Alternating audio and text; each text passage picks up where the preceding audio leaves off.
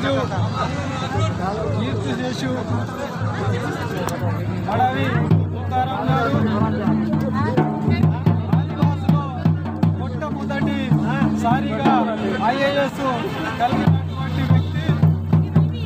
ఏదైతే ఆదివాసీ సమాజం విద్యలో వెనుకబడి ఉందో ఆ రోజు నుంచి ఆయన యొక్క కృషి మరవలేకపోతున్నాం.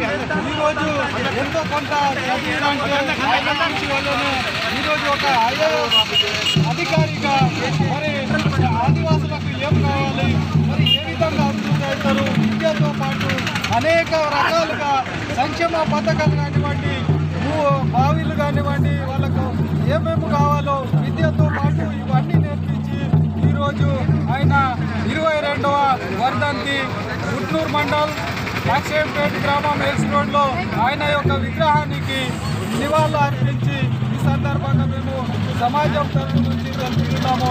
ఆయన చేసినటువంటి ఏదైతే సమాజం కోసం చేసినటువంటి కృషి ఉన్నదో ఆ కృషిని మరవకుండానే ఆయనకు నివాళి అర్పిస్తూ ఈరోజు ఈ యొక్క తుకారాం గారి ఆశయాలను కొనసాగిస్తూనే ఆయన యొక్క అడుగుజాడలో నడుస్తామని సందర్భంగా తెలియజేస్తున్నాం.